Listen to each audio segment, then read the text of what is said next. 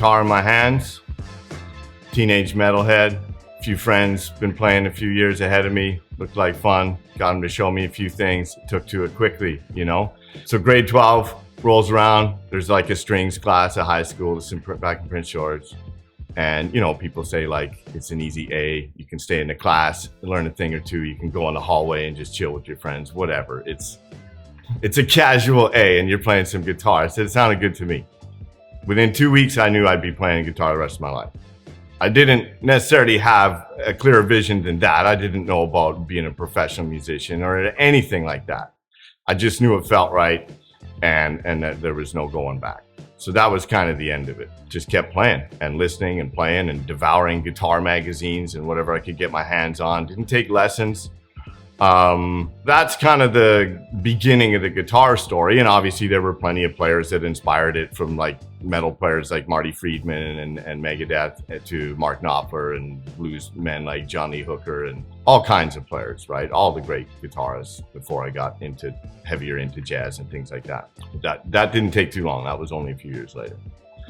And then your question about singing, how did I get into singing? It was basically like, I'd been playing for a few years, had some friends that, you know, we wanted to get together and jam and play some music, and nobody else was gonna do it.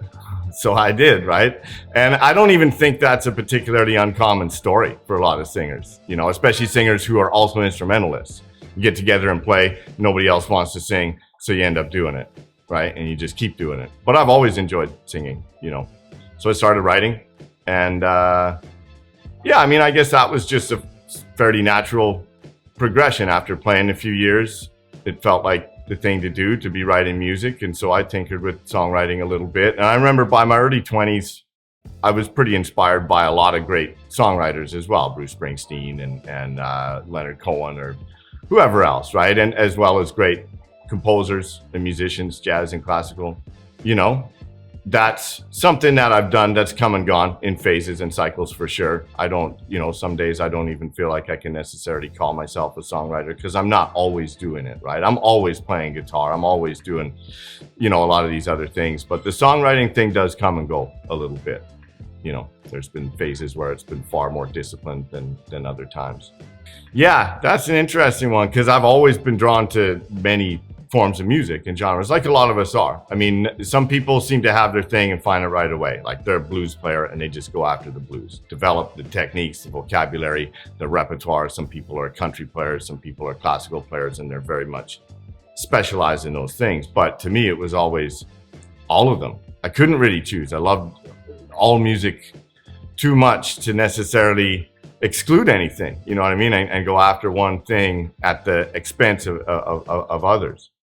So when it came time to writing, it was always, the vision I've always had was some hybrid form of things, right? By the time I finished at VCC and finished my degree there, I honestly felt like I would have been as comfortable moving to Nashville and just doing a country thing, or moving to the Middle East and studying Arabic music on oud. And, you know, it would have been pretty much a coin toss. But I decided to stay in Vancouver and see what I could do from here. So with my own music, it was always about trying to find some synthesis, some hybrid of all those influences, but rooted primarily in kind of country and rock with, you know, some jazz, blues, and funk kind of influence. And that was sort of the artistic kind of concept, was how do I fuse the storytelling and the lyricism of country music that I really like, as well as some of the musical elements, you know, great tele playing and stuff like that, with funk grooves and other elements like that. So that's kind of what I was after, and probably still am, you know.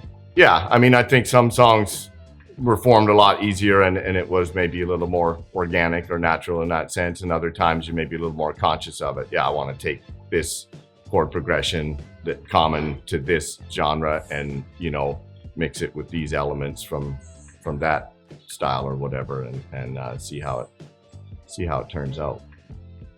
In some ways, what's one of the first things that comes to mind is that, I mean, first of all, I truly enjoy both. I love both for different reasons, because they are different roles. They're very different things, right? Working as a side player and supporting another artist, or just being part of a group or whatever. is great. And it's, you know, there's often a little less responsibility in some way than if you're leading the band. But it's just a different role, and I enjoy it, and I would always want to be doing some amount of it. Of course, it also, just to be pragmatic about it, it pays the bills. The band leader thing, of course, I love also. You know, it's a different role again. There's more responsibility, and I like that about it, right? You take on more, and it's your name on the gig, and I like taking on that responsibility and leading a band. It's a lot of fun, and choosing players and putting it together. And yeah, it's obviously it doesn't always generate the income that the other things do. So if I had more courage and more discipline, I probably would be doing more of my own thing and taking more chances with it. And maybe that's something that I need to do more of.